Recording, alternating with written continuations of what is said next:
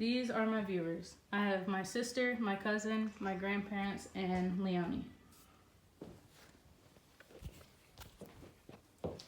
Hello, my name is Landri Edgar. Would a free college education actually be free? Somebody has to pay somehow. Who would be paying for the tuition? This is why today I am going to share with you the advantages and disadvantages of a free college education. I have done extensive research on the pros and cons of a free college so that I can inform you of the information correctly. This topic is heavily argued, and it is crucial to be informed of the pros and the cons that this topic has. In this speech, I will use the knowledge to inform you to the best of my abilities of the pros and cons of a free college education. Considering nothing in life is free, who would be paying for the tuition? The American taxpayer would incur additional costs as a further consequence. Even without housing, meal plans, textbooks, and other living expenses, just paying for current college tuition levels at public colleges and universities would cost the government almost $70 billion annually.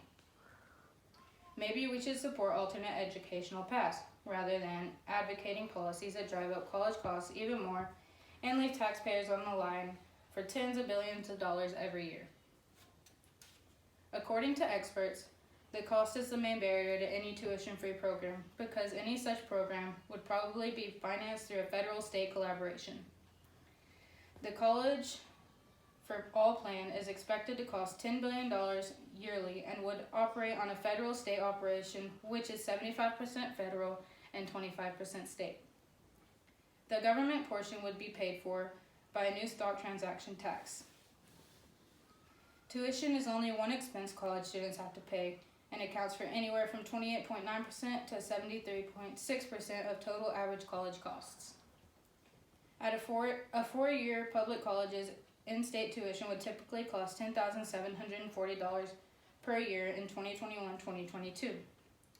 Another $11,950 is needed for tuition, lodging, and board for on-campus housing. Another $1,240 is spent on books and supplies, $1,230 is spent on transportation, and $2,170 is spent on other costs. Even without tuition, the average annual expense of attending college is $16,590. Despite having free higher education, students in Sweden had an average debt of $19,000 for living expenses and other fees in 2013, compared to $24,800 for U.S. college students in the same year. Therefore, college would still be expensive even if tuition was free. Although there are quite a few negatives to free college tuition, let's look at the positives now. Free college could give more people the opportunity to go.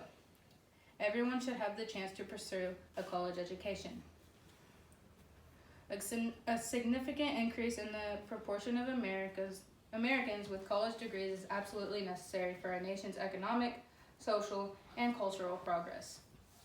The U.S. Department of Education reports that 3/4 of the fastest growing occupations require education beyond high school, which has reduced access to higher education due to their rapid rise in tuition.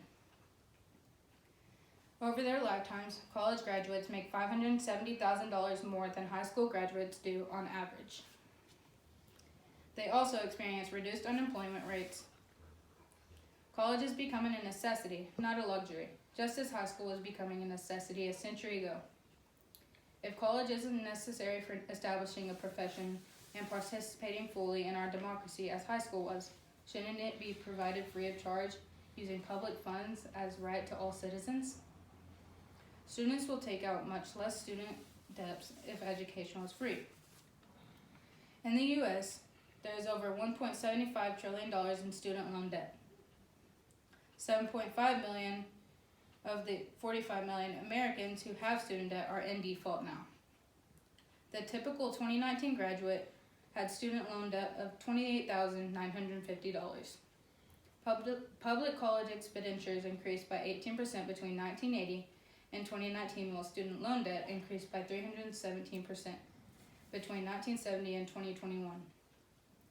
Before they even get an opportunity to begin their jobs, graduates of colleges are already drowning in debt. Bernie Sanders said, It is insane and counterproductive to the best interests of our country and our future that hundreds of thousands of bright young people cannot afford to go to college, and that millions more leave school with a mountain of debt that burdened them for decades. Future-oriented short-sightedness must be abandoned. There are many negatives, but some positives also come with this topic. To sum it all up, free college has many pros and cons. It could help many people get an education, but it could also be bad for the economy and taxpayers. I hope the information I have given you today helps you understand the pros and cons of a free college education. All the data I used came from reliable resources. Thank you. There's Leonie. There's my sister and cousin and my grandparents.